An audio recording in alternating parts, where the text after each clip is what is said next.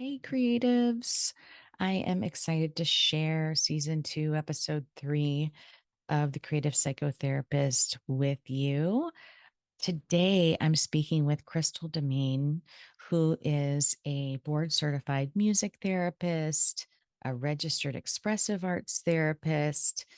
She's trained in yoga therapy and of course, also has a PhD. And today we're talking all about her book, which is called The Roots and Rhythms of the Heart, Our Musical Connection to Identity, Spirit, and Lineage. And she's just done an amazing job in illustrating how she uses the heart and our heartbeat in therapy and the work that she does with clients. And yeah, so I hope you enjoy this conversation.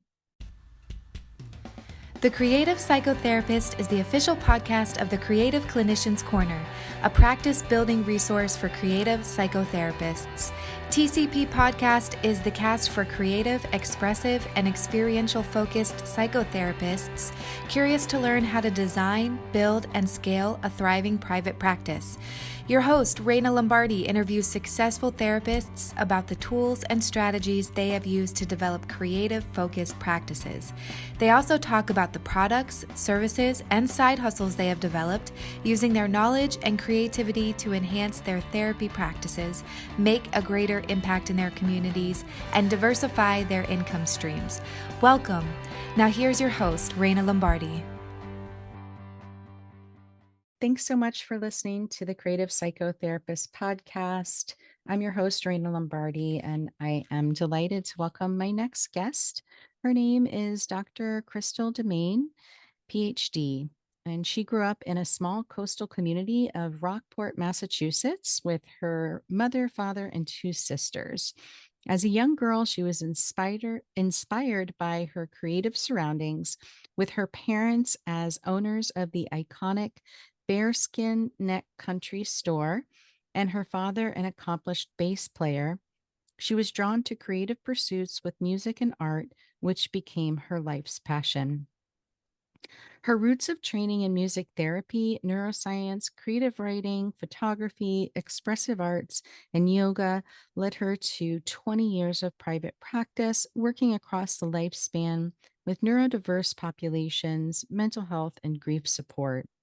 She earned a bachelor's in music therapy from Berklee College of Music, a master's in education and counseling psychology from Cambridge College, and a PhD in expressive therapies from Lesley University.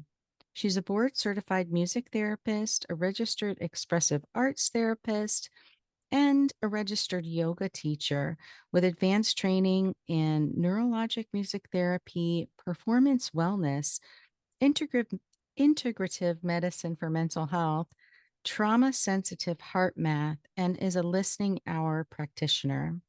She's written numerous peer reviewed articles and book chapters and presented her work across the globe. Her experience has led her to currently be a full professor of expressive therapies at Endicott College in Beverly, Massachusetts, overseeing the art therapy and expressive therapy undergraduate degree programs and coordinating the biennial Endicott College Expressive Therapy Symposium. She also teaches part time at both Lesley University in the Psychology and Applied Therapies Department and at Salem University in the Music and Dance Department. Dr. Demaine lives in Beverly, Mass. With her bright young son, and her most recent book, The Roots and Rhythm of the Heart, shares her philosophy of working with the heart in healing, grief, and the arts. Welcome. Thank you so much for being here. Thank you, Raina. It's such a pleasure to be with you today. Ah, I am super curious. I feel like I've been exposed to a number of the things that you're trained in, but I'm not familiar with what a listening hour practitioner is. What is that? So the Listening Hour is a program that was developed by Mr. Fox, who gave us the method of playback theater. And playback theater rooted in drama and performance, performing the stories of people's lives. And during the COVID lockdowns, when we couldn't physically meet with people and give these kinds of performances, he developed the concept of the listening hour, where a group of small people would come to a Zoom link, and about 3 or 4, maybe 5 people, and one person would be the facilitator. Everybody would take a turn sharing a 3 to 5 minute story and simply listening to one another. And the facilitator would put all of those stories together in a reflection, looking at the connection of being heard and being listened to. That's sort of a terse explanation, but there's a traditional opening and closing involved in the process, but that's the roots of the listening hours. I've done the training to help facilitate that process. Oh, that sounds really fun and interesting. Thank you. Yeah, it's something that I think I'd like for my students to learn how to do, and also something that I'm planning to bring to them and offer a monthly listening hour, because everybody has a story and we all deserve to have our stories heard. Yeah, that's such a big piece of the work that we do as therapists, is that allowing people a space to be heard and listened to. Oftentimes in our just regular interactions in the world, there's like a listening to respond. Like we'll listen, but we're focused on the response that we might be providing to the other person. Whereas I feel like real deep listening um, is more intentional to really understand clearly what the other person is saying. And we don't necessarily practice that so much. I think it's a deeply challenging skill, and it's not something that comes naturally to us. And we develop these sort of anxieties and thought patterns over life, where we want to jump in and give a reaction or give a response. But to just sit there and listen to somebody's story it's definitely a skill that can be cultivated, I think. Yeah. So tell me a little bit about how you came to writing this new book, The Roots and Rhythm of the Heart. It's such a great title. Thank you. Well, the concept of the book started some years ago. I would say around 2010 or something like this, where I was thinking of writing about some of the work that I was doing in music therapy and my music therapy practice. I do a lot of the idea of tuning into the heartbeat. And I see the heartbeat as this physical rhythm that's within each of our human bodies and the bodies of many living creatures. It's something that we're born with. It's something that's detected even before the human comes out of the womb. It is the first functioning organ in the human body. And regardless of ability, I was able to work with people across the lifespan, before birth, after death, using the heartbeat. And so the idea of writing about it evolved when I was up for a sabbatical where I teach at Endicott College, and I had applied to the sabbatical for spring of 2020, and we have to apply for a sabbatical about a year in advance. And so I had to sort of prepare my materials about a year and a half in advance. And I submitted my proposal and was ready to write a book about my music therapy work. And then around that time, my father died unexpected and suddenly. And my father, and this is something I write about in the book, was really a deep inspiration to my evolution in the field of music and music therapy. He himself was a musician, and you mentioned that at the beginning, that he was a bass player. And he also went to Berklee College of Music, just like me. Um, Oh, that's so yeah, cool. yeah. So in that regard, I followed in his footsteps. Um, so as this book, I had submitted a proposal. I had signed a book agreement to write with a publisher to write this book about my music, and then my dad died, and so it sort of shifted the line of how I wrote the book, where I began to integrate stories of my musical identity, going through the grief process, looking more deeply at sort of quantum physics and how energy exists all around us and what happens to consciousness after we die. And so then when I finally finished writing the manuscript and submitted it, it wasn't the best fit for that publisher anymore. And I decided to not make any changes and continue on the path that I was on with this writing. And I ended up self-publishing the book. So it just was published in October of 2022. And so this is how the book has evolved in looking at the roots and rhythm of the heart. So it certainly did take on a life of its own, so to speak. I think that's really cool that you decided to not seek out additional publishers, but stay true to your message, and go the self-publishing route. What was that like for listeners that might be also in a similar position where they're really integrating a very personal philosophy and idea, and they want to publish it, but they don't necessarily want to go through a more traditional publishing route? What was that like to self-publish?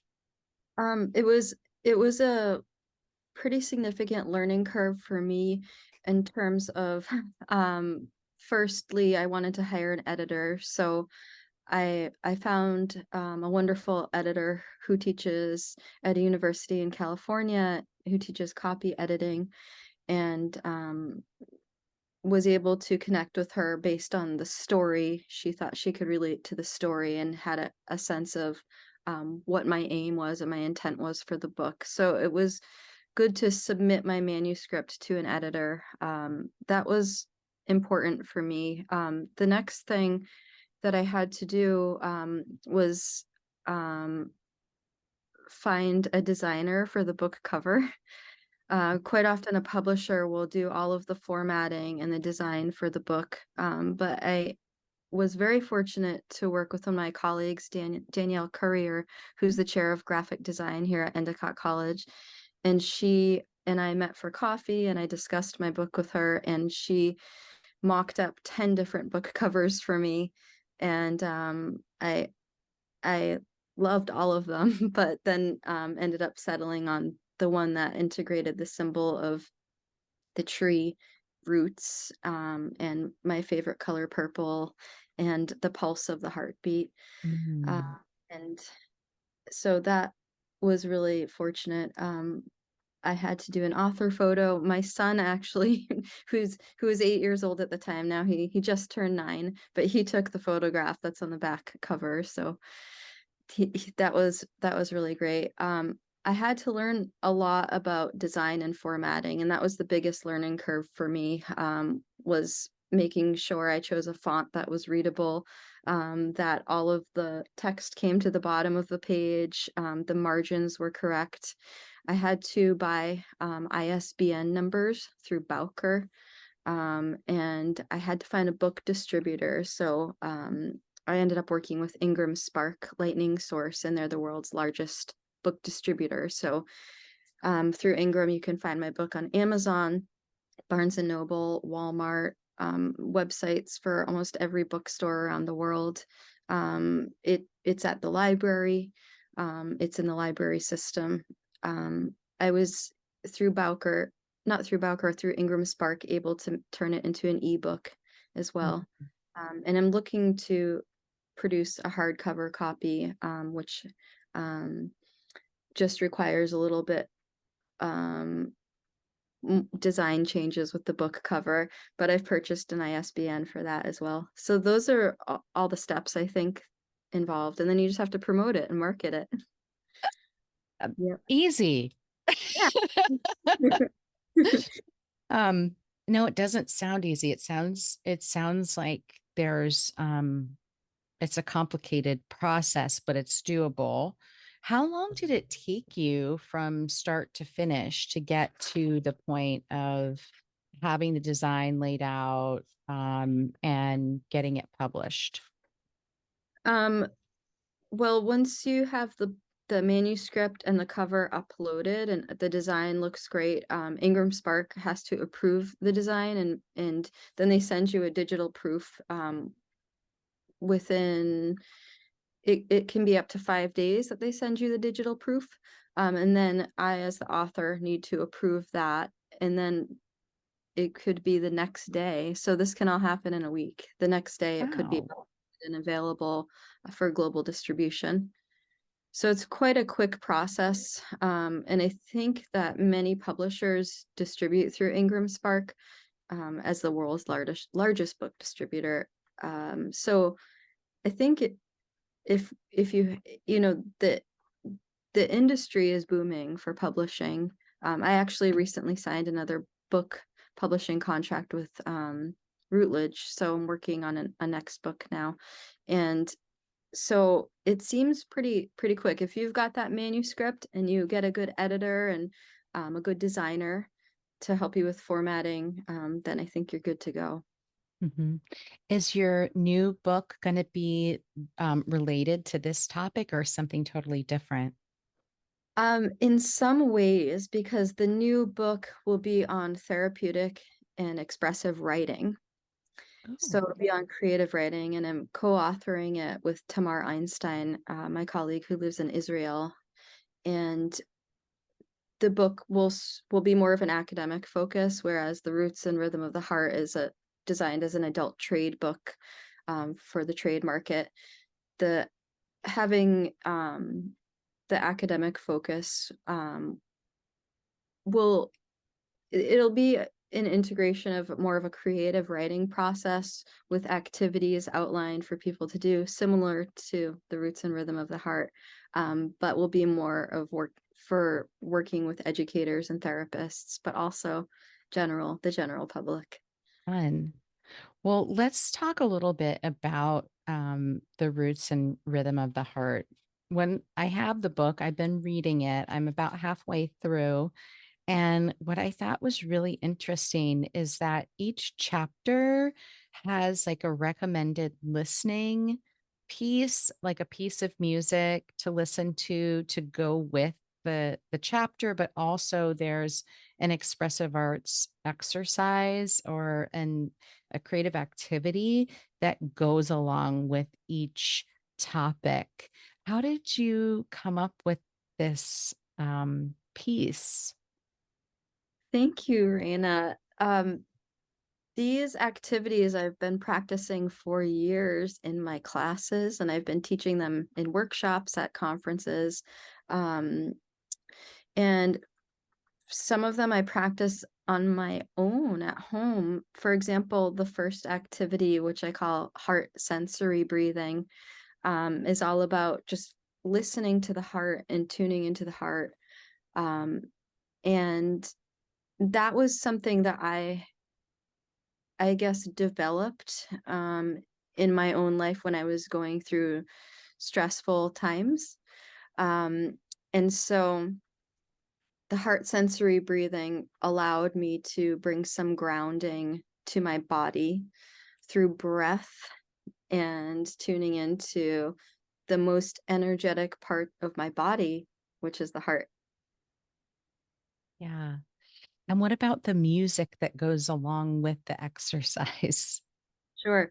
The music I chose, I thought complemented the theme of the chapter. And so there's so much music that I could have, and I actually reached out to people because I struggled and said, what do you think, this song or this song for this topic? And I thought if I could make sort of like a soundtrack to go along with after you finish each chapter and just listen to the song, or maybe introduce somebody to some new music, that I thought that would be a nice way to give a little bit back to the chapter. No, I thought that was a really interesting point that okay, like each section had its own recommended listening, and yeah, it is like a soundtrack to your to the chapters of your book, which is a really cool concept. I've not seen anything like it um out there. Thank Yeah. you. Yeah. This episode of The Creative Psychotherapist is brought to you by Florida Art Therapy Services. Florida Art Therapy Services is a proud provider of continuing education sponsored through the Florida Board of Clinical Social Work, Marriage and Family Therapy, and Mental Health Counseling, and offers a wide variety of continuing education trainings on the topics of supervision, art therapy, and other requirements for Florida licensure. We are excited to be welcoming special guest trainers, art therapists Carol Cox and Amy Bucciarelli, who will be teaching a Mastering the Meaning of Mandalas training. It's a 3-day intensive training, which will allow participants to earn 20 hours worth of CEUs. And that's going to be taking place April 28th through 30th, 2023, at our Fort Myers office. Over the course of the 3 days, people will be exploring mandala making as a way to find identity and meaning through the lens of the life cycle. It's taught in a unique format, which incorporates lectures, meditation, music, and lots of artistic creation of mandalas as well. I took this training in 2019 and I was blown away by the content, and it's altered my work since having taken the training, and I'm excited to take it again. And I really encourage you all to check it out if you have any interest in deepening your understanding of the mandala and helping to use it as a source of greater understanding with your clients. I highly recommend checking it out. Amy and Carol do a phenomenal job. And you can learn more about that training and all the other trainings that we provide at Florida Art Therapy Services on our website, www.floridaarttherapyservices.com.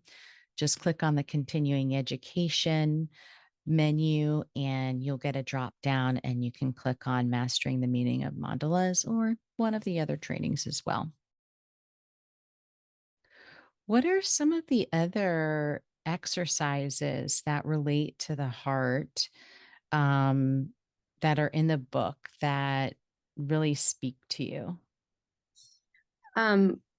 Well, the first exercise, which I bring grounding to, as I mentioned, is heart sensory breathing, bringing us grounded to heart center. I think this is the most important one, where I talk about bringing energy into the heart from, I start with the sky.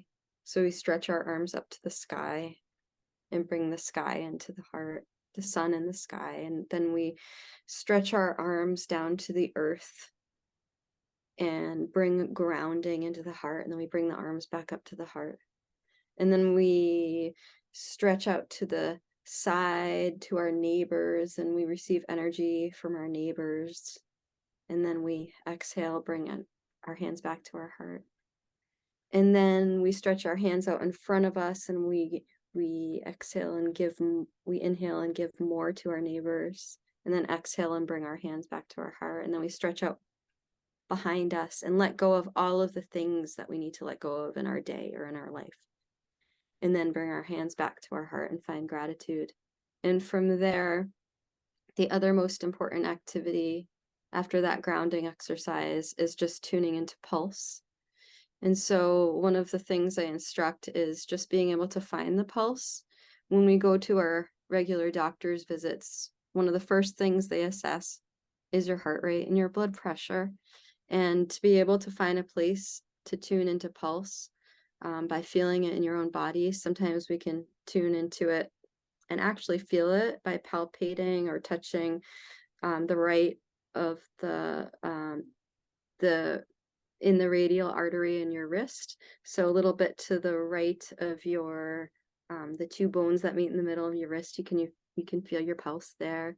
Some people feel it to the right of their windpipe at the carotid artery. So these are these arteries in our body that are pumping blood through, and we can begin to feel that.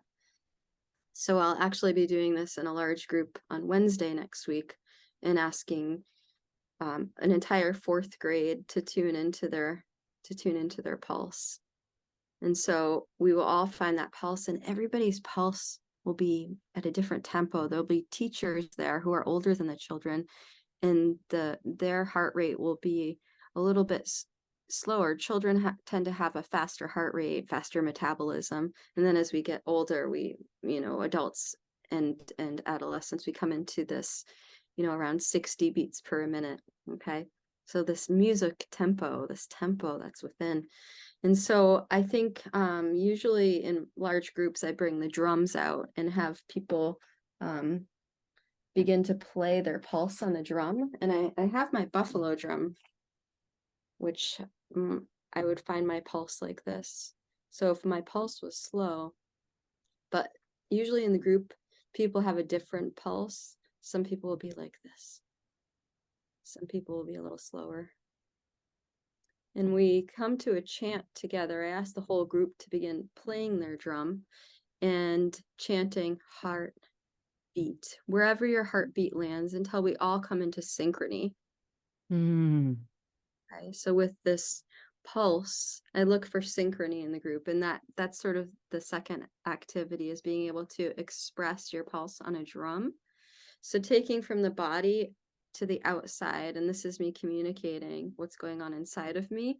I'm fast, or I'm slow, or I'm more even tempoed. And so in the group, as everybody's playing the drum, I invite everybody to begin playing however they want to express themselves freely. And so I think the drum is a great tool to allow people to express and resonate in a way that it doesn't matter if you're playing in tune or on pitch, because it's considered a non-pitched instrument.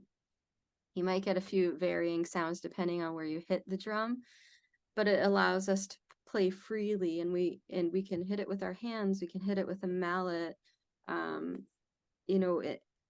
and so this invites an opportunity for this free expression. And what I like to do is invite people to express whatever they want, and we look at how we might interact with other people in this sort of playground of drumming. And then eventually I bring everybody back and I'll say, come back to that original pulse. And we look at that pulse and see where you're at. We slow down, we come back to a grounding space, and I ask everybody to put the drums on the floor. And then I say, find that pulse in your body again, at your wrist, at your carotid artery. And where is that pulse? Where is that heartbeat rhythm? And what do you notice? What do you notice? Do you notice your hands tingling? Do you notice a little bit of sweat on your forehead from hitting the drum? Do you notice a change in your mood? So we look at these things, and so this invites the heart to dance a little bit. And I think I might have David Bowie's Let's Dance in that chapter. And then what I will be asking this group to do on Wednesday is creating some art in response to the heart And so with the children, I'll be bringing markers and stickers and pens and different things to make a heart card. So on a single piece of paper, draw whatever's going on in your heart. It could be lines or squiggles or dots, or it could be a symbol of a heart. We don't know. Just let anything come out on this little card that you'll have.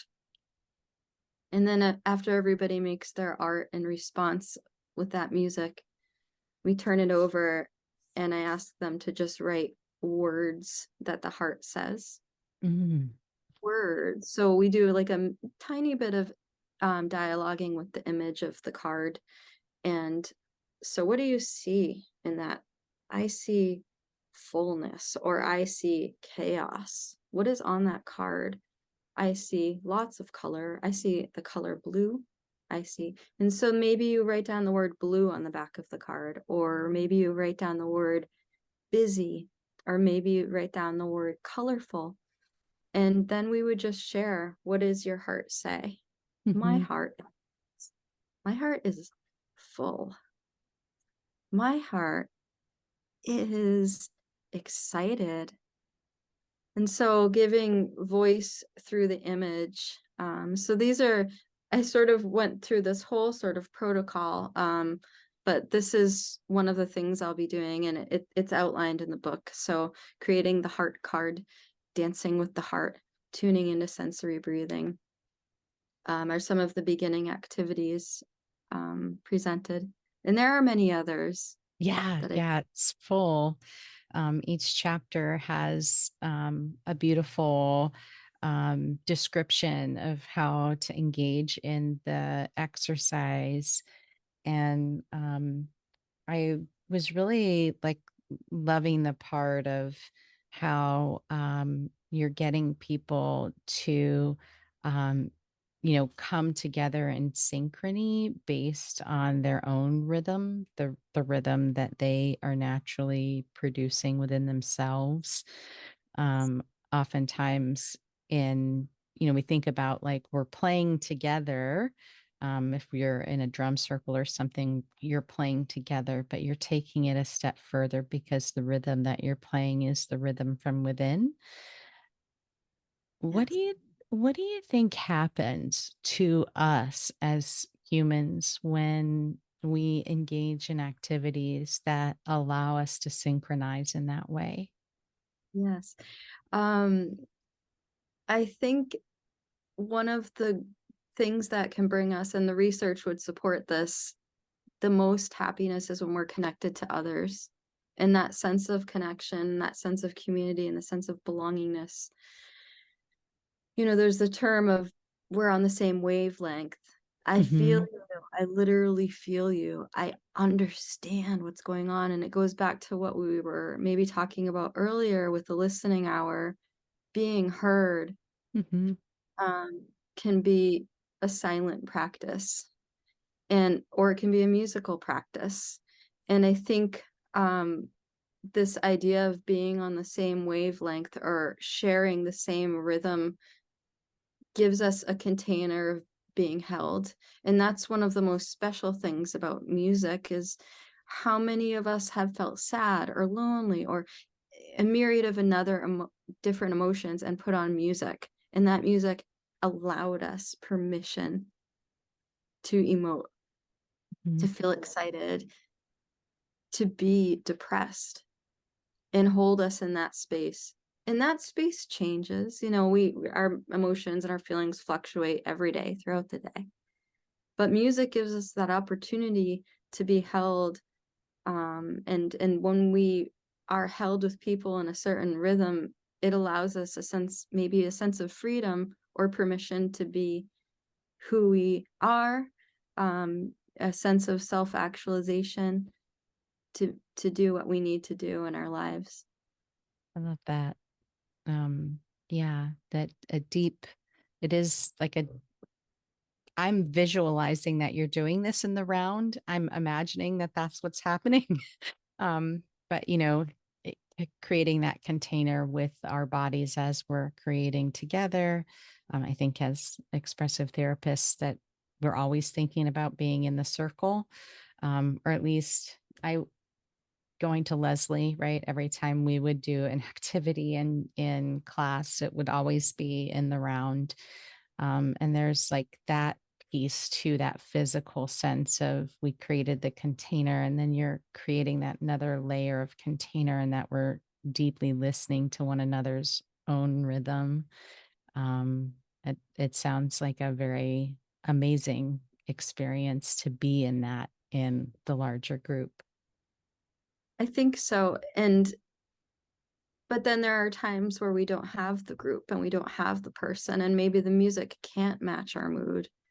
And Mm-hmm. that's where I have some activities in the book about finding ways to tune into breath. Later on, we come back to breath, and I have something in there called musical pranayama. And pranayama is breath control, and it's yoga. It's a yoga term from Sanskrit. And so looking at how the heart can run wild, it can have its own tempo, it can have its own meter. But if we have breath, breath can soothe the nervous system, and it can wrangle that heart and bring us to whatever space we need to be. So I think even if we don't have those circles of groups of people or Mm-hmm. people having that music, and if we don't have that music, tuning into the dripping sound of water, breathing, finding that sort of just mindful break of being able to tune into something for a moment. And people have practiced this for years in mindful exercises and finding ways to tune in to the rhythms of life. And Mathau has a wonderful book about listening to the music that's all around us through nature, and taking that pause to breathe with those sounds, I think is really relevant. It sounds beautiful too. Yeah. So what would be an example of one of the other exercises you have in the book was a musical life review? What does Great. that look like? The musical life review is one of my favorite activities because it allows us to reflect on the music that has played a role in our entire lives. And our lives go on, and we have pre-lives. We have before we were born. So we can even reach out to our family members or our ancestors, and it allows us to build a soundtrack that can be perpetual. And so this is an assignment that I invite my students to do in the Foundations of Music Therapy class. And I ask the students to find at least 10 songs. You could do 100 songs, but find at least 10 songs that have played a role in your life from birth to the present. Mm. And I show them my musical life review, and I play it for them. And as I play these little snippets of songs, about 20 seconds for each song, I share the story of my life. And I play Mrs. Robinson by Simon and Garfunkel, and I say, this is what I listen to driving up to camp every summer from age 8 to 14 with my sisters, and the car, and my parents' Jeep Cherokee, and and I see the trees going by as we're speeding down the highway to get to New Hampshire from Massachusetts. And it's this memory that's conjured up just by listening to that song. And so I asked the students to think of the first song that they know, or maybe a song that was sung to them as a child, or maybe they talked to their birth parent, and the birth parent said, oh, when you were in the womb, I would always play this song. So that's even a pre-birth to add to the soundtrack.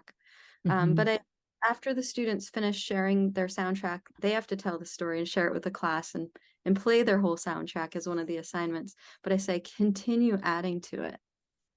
Continue adding to it over the course of your life. Give it to your children.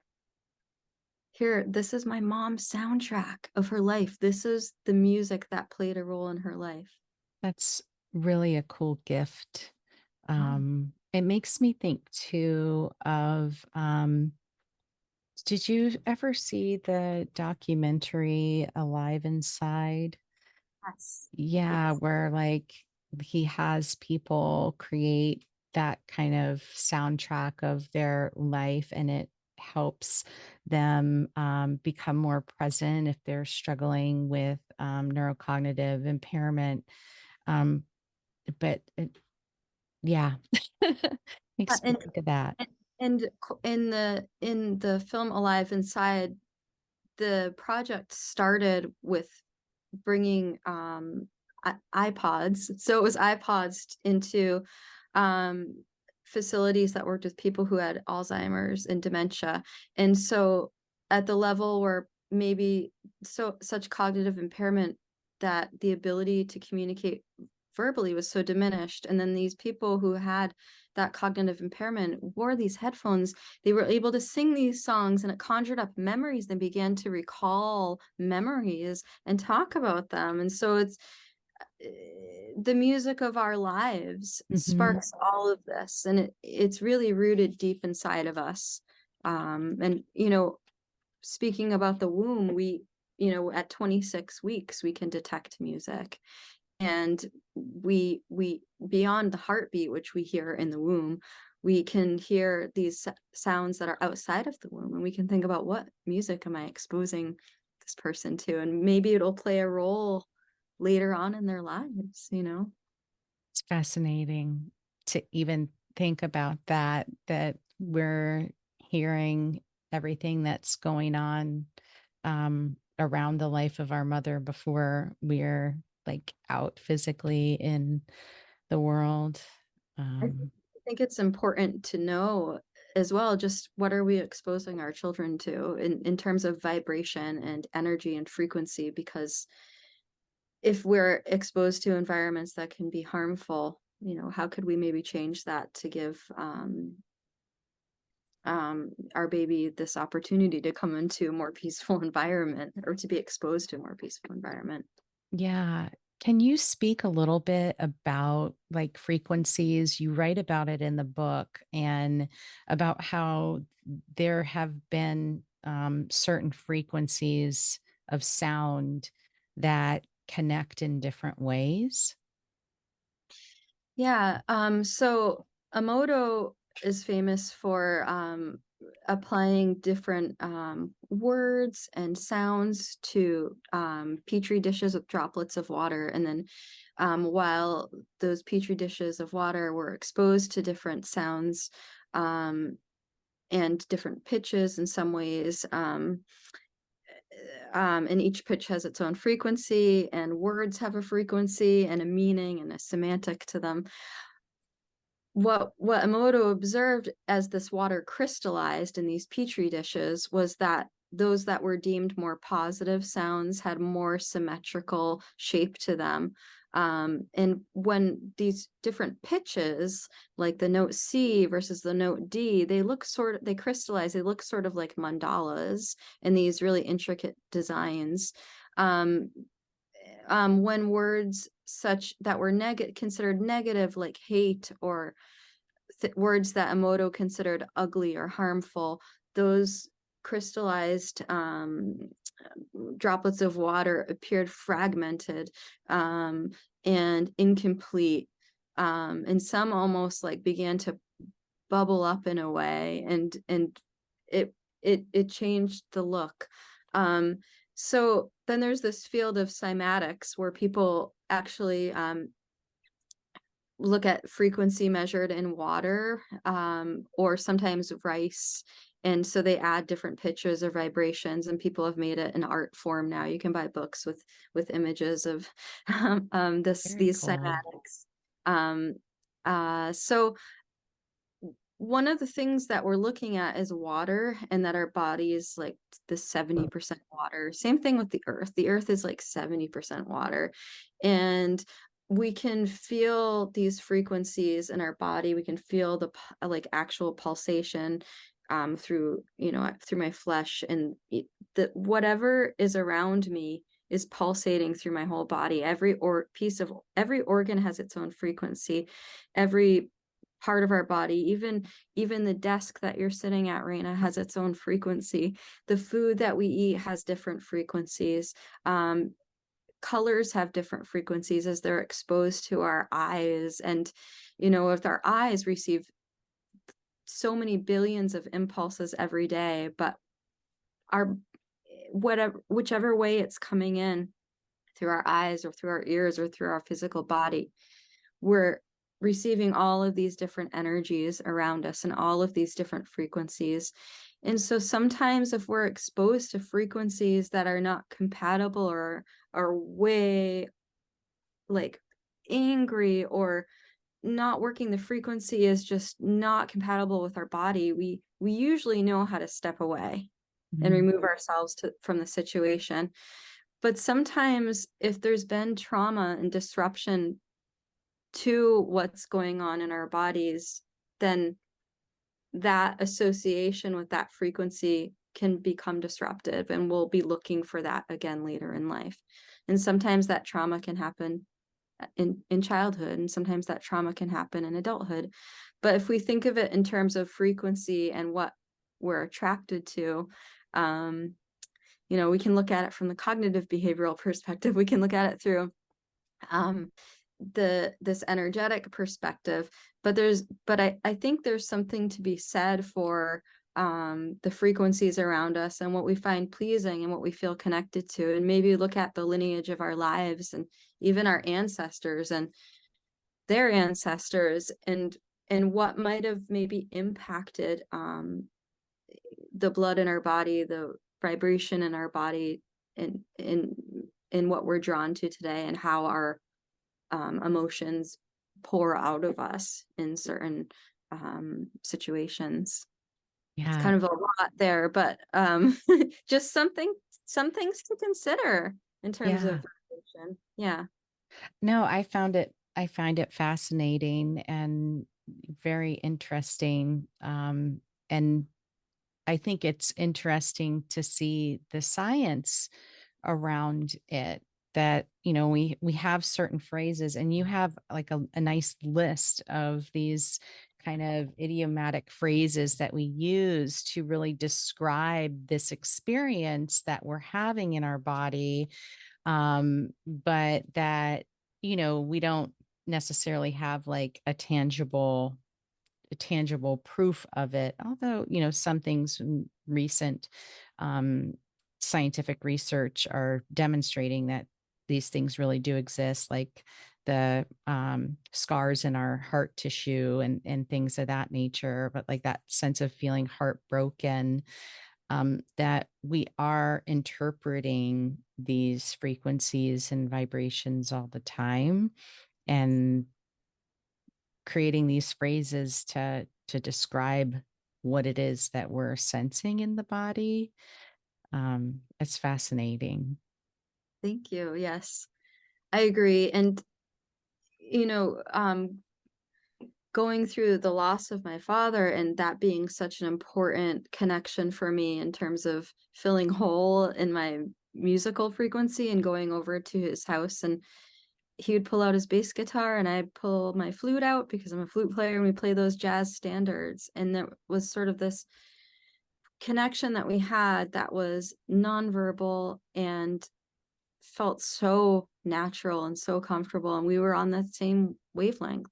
We shared that same frequency, and we just play that jazz standard. And in jazz, there's sort of like this yielding or knowing, like you're just sort of playing around this melody and counting whatever the tempo is and whatever the the whatever meter that you're in, but you just know where you are, wherever you're going to land is in the right spot. And sharing that sort of space, I think, is another great example of that continuum. And when I play those songs, it brings me back to the energy that I shared with my dad, and that same rhythm and that same frequency. And I have recordings of us playing together, and that is sacred, that shared space.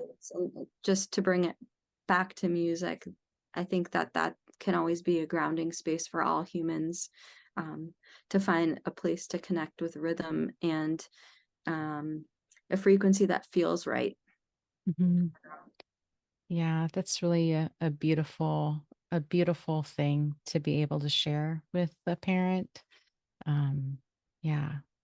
Mm, sorry you had lost your dad so early in life and suddenly it sounds like it was the two of you had a very strong and meaningful relationship. Thank you. Um, Yeah. yeah. Yeah. He was a really great person, and I appreciate you saying that. Thank you. Yeah, it's definitely not easy losing a parent. And I definitely connected with a lot of how you described it. It changes. It changes the rhythm of your heart in that grief space. Yes. Yeah.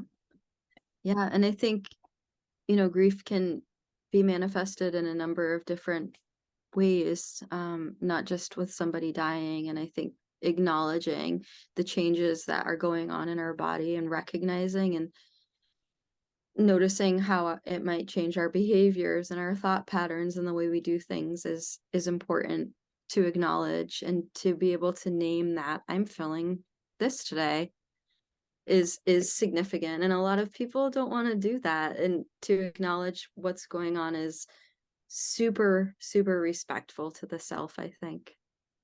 Ah, and essential, right? I think as some Dan Siegel's, if you can name it, you can tame it, right? If Mm. we can identify what is happening, then we have a better sense of mastery around it and how it's going to impact our way of being in the world. Yes. Yeah, awesome. Well, if people wanted to learn more about your work and where they can pick up a copy of The Roots and Rhythm of the Heart, where can they find that information? You can find out more information about me or contact me through my website, which is krystaldemaine.com. It's spelled KrystalDemaine.com. And you can find the book almost anywhere that books are sold, including your local library. Lovely. Well, I'll put your website link in the show notes, and I'll also put a link to the book as well. And yeah, I'm grateful for your work and so appreciative that you shared a copy with me to read before our interview. It's a really beautiful contribution to the field, but just to the human community, I think in general, it's so relatable and accessible to people that don't have a background in expressive arts therapies, even. Thank you so much. That means a lot to me, Raina. I really appreciate all of your time and energy, and you've been so lovely to talk to. Oh, so have you. Thank you so much. Thank you. Thanks for listening to episode 3 of season 2 of the Creative Psychotherapist podcast. I hope that you enjoyed this conversation with Dr. Krystal Demaine. I really appreciated speaking with her about her work and her process and her commitment to her creative ideas. I was really inspired by how she decided to continue writing her book, even once publishers decided they wanted to go in a different direction. And I hope that was inspiring for you all too, if that's something that you're considering doing. Anyway, enjoy the rest of your day and definitely check out uh, the show notes for a link to a copy of Dr. Demaine's book, The Roots and Rhythm of the Heart. Uh, I I have a copy and have been reading it and have found it to be utterly fascinating and just really resonates with some ideas that I've been thinking about in the work that we do as therapists. So I hope that you enjoy it too. Thanks for listening to this episode of The Creative Psychotherapist. If you like what you heard, please rate, review, and subscribe wherever you listen to your favorite podcasts. For show notes, downloads, and additional resources, head over to the website at www.creativeclinicianscorner.com.